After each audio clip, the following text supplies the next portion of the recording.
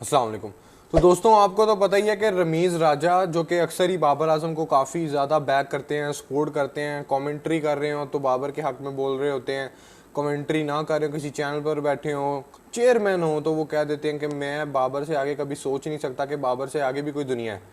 तो यहाँ पर कल बाबर आजम को उन्होंने ना एक मशवरा दिया है, उन्होंने ना बाबर आजम को बैक करते हुए एक जगह आकर बयान दिया कि बाबर जो ये कर रहे हैं, जो बाबर के साथ हो रहा है, जो एजेंडा चलाने वाले, उनकी वजह से बाबर की ये हालत हुई है कि बाबर से तीनों फॉर्मेट के अंदर परफॉर्म नहीं हो रहा, परफॉर्म करने जाते हैं तो जल्दी आउट हो जाते हैं।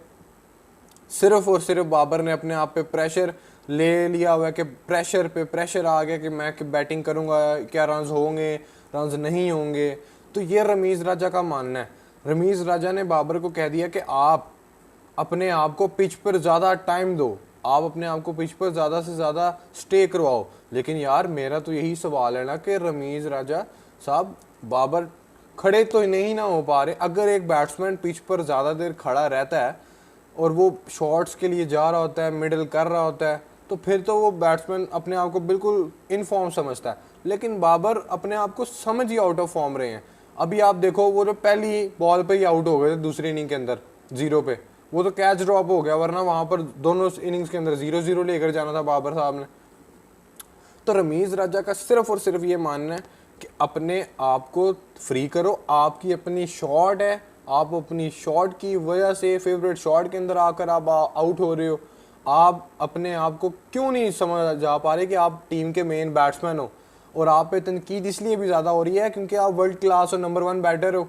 और जो टीम के अंदर बाकी सारा माहौल बना हुआ है वो सिर्फ और सिर्फ तब ठीक हो सकता है जब बाबर आपके बल्ले से रन आएंगे, ऐसा रमीज़ राजा का मानना है।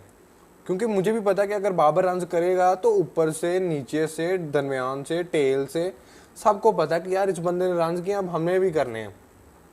और ऐसा होता है जिस दिन वो रन करता है टीम बिल्कुल प्रेशर नहीं ले रही होती, ऐसे आती है और आके वो भी थोड़े थोड़े रन कर टीम को ज़्यादा टोटल की तरफ ले जाते हैं।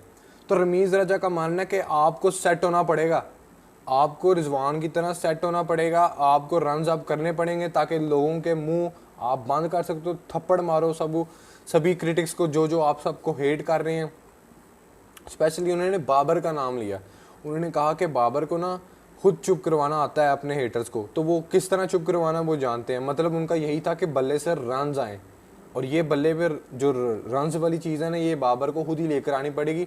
और ये जहाँ तक बात है ना रमीज़ राजा की, आप लोग इस बात को सीरियस ले सकते हो क्योंकि रमीज़ राजा को इस तरह की नहीं बात कर रहे कि फजूल आकर बात, वो एक बात कर रहे हैं, बाबर को मशवरा दे रहे हैं, बाबर को ना बेस्ट ऑफ लक कहा जाते जाते उन्होंने कि आपको दूसरे टेस्ट मैच के लिए बेस्ट ऑफ लक, आप अपना अच्छा देना और कोशिश करो कि बल्ले से ज़्यादा रन आएँ। 14 इनिंग्स आपकी बेशक हो गई हूँ, लेकिन आप जैसे बैट्समैन को टीम को लेकर चलना पड़ता है। आपके अगर किसी भी बैट्समैन की, अगर किसी टीम का मेन बैट्समैन है, उसकी फॉर्म नहीं आती तो देन टीम को कैरी करना पड़ता है और वो उस फेज से गुजारना पड़ता है अपने आप को भी, उस प्लेयर को भी।